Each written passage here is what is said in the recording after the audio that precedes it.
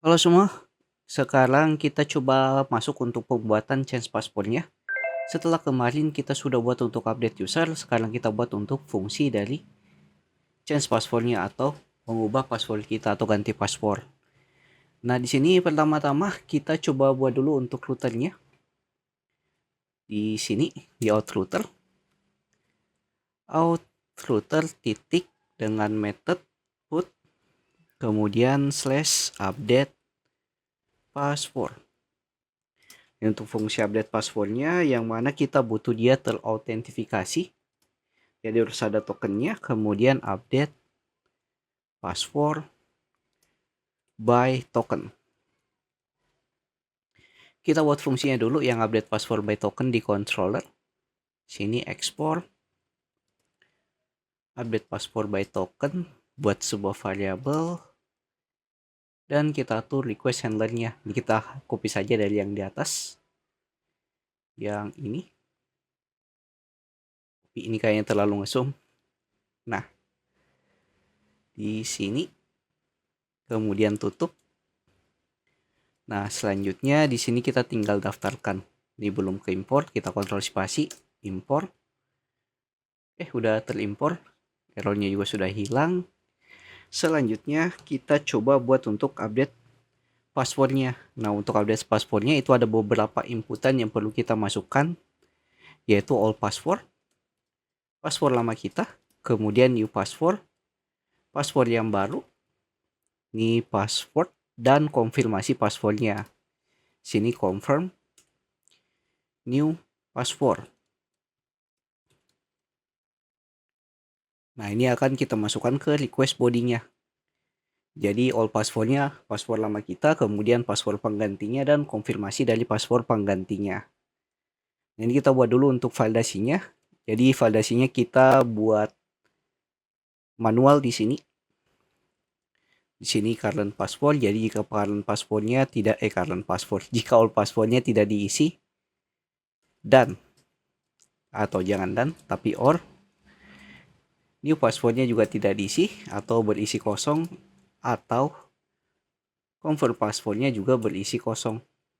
Confirm password. Maka kita coba atur respon dengan status 422 JSON. Kita kasih pesan inputan password belum lengkap. Nah, ini jika inputannya itu belum diisi semua dari current password, new password, dan juga confirm passwordnya. Nah, ini kita coba testing dulu validasi pertamanya ini jalan atau tidak. Kita jalankan aplikasinya terlebih dahulu di terminal. npm run dev. Kemudian kita buka Postman.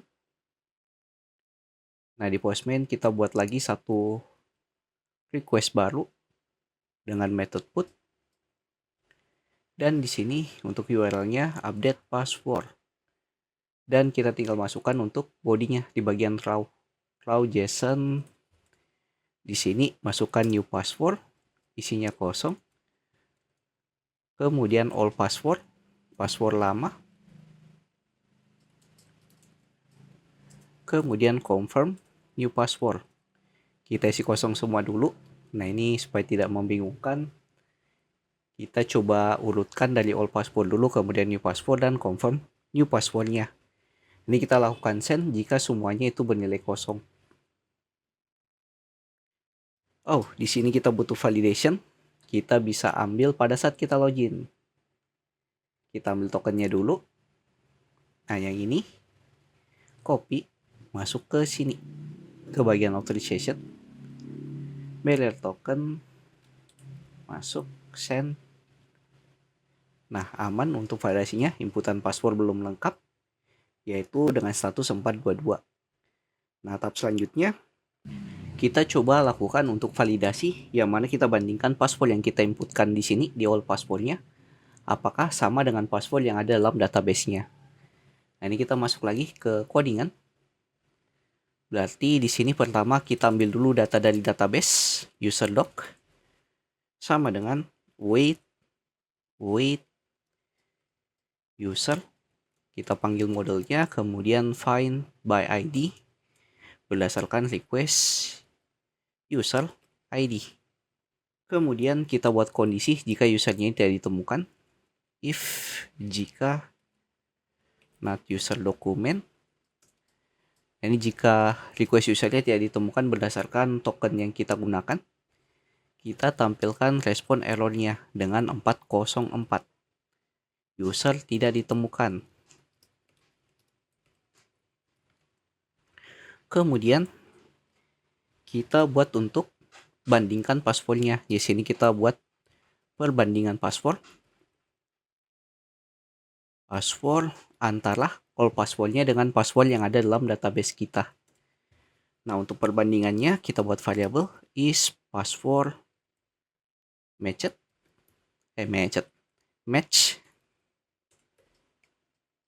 Oke, jika passwordnya match, kita lakukan wait, panggil user document, kemudian titik, kita panggil fungsi yang sudah kita buat, yaitu compare passwordnya. Nah, di compare passwordnya ini kita coba masukkan nilainya. Nah, ini ada optional karena kita lupa return. Kita return di sini sama di sini. Nah, untuk hilangkan tanda tanya tadi di sini user doc. Ini compare password. Kita masukkan password yang kita inputkan, yaitu all password. Jadi kita compare password yang kita masukkan ke di dalam inputan all passwordnya apakah sudah sama dengan yang ada dalam database. Nah, kalau sudah sama atau kalau dia tidak sama, kita buat kondisi is password tidak match, maka kita atur respon dengan statusnya lagi. Ini kita bisa copy ke sini. Kemudian respon dengan status 422 dengan nilai password yang diinputkan tidak sesuai dengan password yang ada di database. Atau di sini password lama yang diinputkan tidak sesuai dengan password yang ada di database. Nah, ini kalau passwordnya tidak sesuai. Ini kita coba dulu testing apakah kondisinya ini jalan atau tidak. Masuk lagi ke dalam Postman. Jadi password yang saya gunakan login tadi itu 1 sampai 8. Kita coba isi. Di sini mungkin saya masukkan 1 sampai 3. Nah, ini juga kita perlu isi. Nah, kemudian kita lakukan send. Nah, passwordnya bakal seperti ini, yaitu password lama yang diinputkan tidak sesuai dengan password yang ada dalam database kita. Nah, berarti untuk all passwordnya sudah aman. Untuk validasinya, selanjutnya kita buat validasi jika new passwordnya nilai yang kita inputkan itu kurang dari 6 karakter. Nah, ini sesuai dengan validasi yang ada dalam model kita yang ini. Nah, ini kita buat validasinya juga secara custom atau secara manual. Nah, kita masuk lagi ke dalam codingan. Di sini kita buat untuk inputan passwordnya. Jadi jika new password, di sini jangan kasih NAT. Jadi jika new passwordnya panjang dari karakternya itu lebih kecil daripada 6 karakter, maka kita coba return responnya lagi. Return respon dengan status 422, password baru harus lebih dari 6 karakter. Oke, seperti ini. Nah, ini kita coba testing lagi password barunya. Masuk lagi ke Postman. Nah, ini kita buat untuk all passwordnya sudah sesuai dengan yang ada dalam database 45678. Kemudian new passwordnya, contoh di sini cuma 3 karakter. Kita lakukan send. Nah, di sini bakal tampil password baru harus lebih dari 6 karakter. Jadi validasinya sudah aman untuk banyak karakter dari new passwordnya. Nah, selanjutnya validasi terakhir kita bandingkan new passwordnya apakah sama dengan confirm new passwordnya yang kita inputkan. Nah, ini kita buat lagi kondisi di bawah. If new password tidak sama dengan confirm new password. Maka kita atur responnya lagi dengan status 422 JSON, kemudian pesannya password baru tidak sesuai dengan confirm password. Nah, mungkin seperti ini. Selanjutnya kita coba testing lagi untuk validasi ketiga kita, validasi terakhir. Kita masuk ke sini. Nah, ini kita buat dia passwordnya lebih dari 6 karakter. Contoh Reski25. Kemudian confirm passwordnya cuma 123. Kita lakukan send. Nah, di sini bakal muncul validasinya, yaitu password baru tidak sesuai dengan confirm password kita. Nah, kemudian di sini validasinya sudah aman. Selanjutnya kita bisa lakukan update nilainya di dalam database untuk update password lama kita menjadi password barunya. Yang ini Reski25. Dari yang tadinya 1 sampai 8 kita ubah jadi Reski25 untuk passwordnya. Kita coba. Berarti di sini kita tinggal panggil user dokumen, kemudian kita lakukan update untuk nilainya. Berarti di sini user dokumen titik kolom password, kita ganti nilainya berdasarkan new password atau password yang baru, yang mana nanti password barunya akan terenkripsi sesuai dengan yang ada di model kita, yaitu fungsi enkripsi dari passwordnya jika passwordnya termodifikasi. Nah, seperti yang ada di sini dari fungsi dari model kita. Nah, setelah itu kita lakukan wait user dokumen titik, kita save nilainya. Dan kita tinggal atur respon dengan status 201, kemudian JSON, message, pesan. Di sini password berhasil terupdate. Oke, kita coba masuk lagi ke Postman, kita update passwordnya. Di sini confirm passwordnya kita samakan dengan new password, berarti Reski25. Nah, ini kita coba lakukan send, mudah-mudahan berhasil. Send.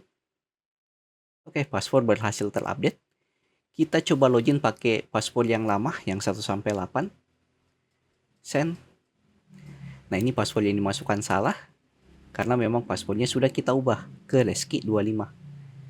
Pas saat kita pakai Reski25, nah baru berhasil untuk login kita di sini, atau login dari password baru kita yang sudah kita update.